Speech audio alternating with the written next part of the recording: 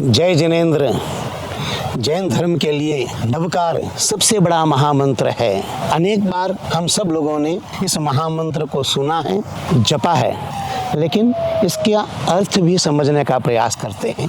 अनेक आचार्यों ने अपने अपने मत के अनुसार कई प्रकार से बहुत बढ़िया व्याख्याएं नवकार मंत्र की हैं। वो सब व्याख्याएं अपने अपनी जगह पर एकदम श्रेष्ठ हैं। एक नवीन व्याख्या इस नवकार मंत्र की हम मिलकर के करना चाहेंगे आपके साथ में। अति उत्तम मंत्र है, इसको ध्यान से सुने और इसको समझने का प्रयास करें। इसमें सर्वप्रथम पंक्ति आती है, ओम नमो अरिहंतानम। इस नमो अरिहंतानम का अर्थ भी समझना चाहिए। अरिहंतानम का मतलब होता है कि हमारे जितने भी शत्रु हैं उनका नाश हो, उनसे हमें प्रोटेक्शन मिले, उनसे हमारी रक्षा हो। इस प्रकार की रक्षा करने वाली जो एनर्जी है उनको हमारा नमन है। अब हमारे दुश्मन कौन हैं? अनेक प्रकार के दुश्मन हो सकते हैं। जैसे हमारे देश के दुश्मन हैं, उनसे हमारी रक्षा कर रहे हैं, वो हमारे सारे सोल्जर्स हैं।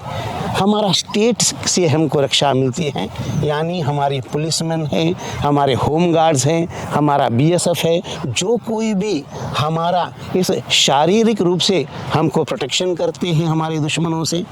दूसरा, हमारे शरीर के अंदर में जितने रोग हैं वो भी हमारे दुश्मन हैं, उनसे भी हमको प्रोटेक्शन देने वाले अनेक डॉक्टर लोग हैं। और अब दूसरा आगे चलते हैं, हमारे अंदर में मानसिक शत्रु भी हमारे बहुत हैं। काम, क्रोध, मद, लोभ, मोह, मत्सर, ये सब इन शत्रुओं से भी हमारा जो बचाव करते हैं, उस विशेष एनर्जी को हम नमन करते हैं।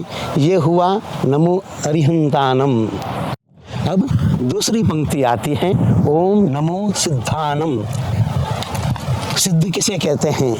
जिसने सिद्धि प्राप्त कर ली है उन महानुभावों को सिद्ध कहा जाता है। अब सिद्धि प्राप्त करने का तात्पर्य है जिन्होंने रिसर्च करके इस संसार का सुख के लिए, इस संसार की शांति के लिए, इस संसार में सब प्रकार का हम आनंद उपयोग कर सके, उसके लिए जिन सिद्धों ने हमें कई प्रकार का अन्वेषण करके हमें दिया है। उदाहरणार्थ, फॉर एन एग्जाम्पल, आज ये हम सेल फोन लेकर के चलते हैं। यहाँ बैठे बैठे हम यूएस में बात कर सकते हैं, देश विदेश में सब जगह से हम कनेक्टेड रह सकते हैं। ये एक प्रकार की सिद्धि है। किसी एक सिद्ध पुरुष ने इसको सिद्ध किया है और हमें दिया है और हम इसका उपयोग कर रहे हैं।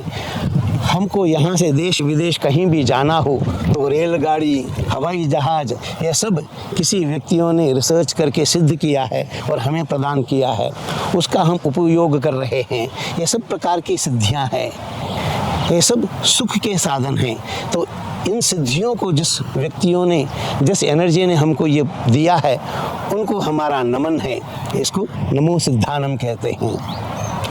आगे बढ़ते हैं, नमो आयर्यानम, यानी समस्त आचार्यों को प्रणाम, उनको नमन। आचार्य कौन है? देखो, अभी हमने सिद्ध की बात की। सिद्ध हमें सुख देते हैं, लेकिन आचार्य हमें शांति प्रदान करने वाला मार्ग बताते हैं। आचार्य लोग वो हैं जिन्होंने हमको धर्म दिया, हमें जीवन में क्या करना चाहिए, क्या नहीं करना चाहिए, किस प्रकार से जीवन यापन करना चाहिए, किस मार्ग पर हमें चलना चाहिए, जिससे कि यह लोक भी हमारा सुखी हो और आगे का परलोक भी हमारा सिद्ध हो। तो इस प्रकार से धर्म के मार्ग पर चलाने वाले समस्त आचार्यों के हम ऋणी हैं, इसलिए हम उनको नमन करते हैं। इसके आगे चौथी पंक्ति पर चलते हैं, नमो उवज्झायानम, यानी समस्त उपाध्यायों को नमन। उपाध्याय कौन हैं? जो इस संसार में हमें जीवन जीने की कला सिखाते हैं। हमारे जितने भी टीचर्स हुए, मास्टर्स हुए, आगे कॉलेज में हमारे प्रोफेसर्स हुए, अलग अलग फील्ड में, चाहे आर्ट में हो, चाहे म्यूज़िक में हो, किसी भी फील्ड में हमारे को आजीविका जीने की कला सिखाए हैं, वो सब उपाध्याय के रूप में रहते हैं। उस सब एनर्जी का हम नमन करते हैं।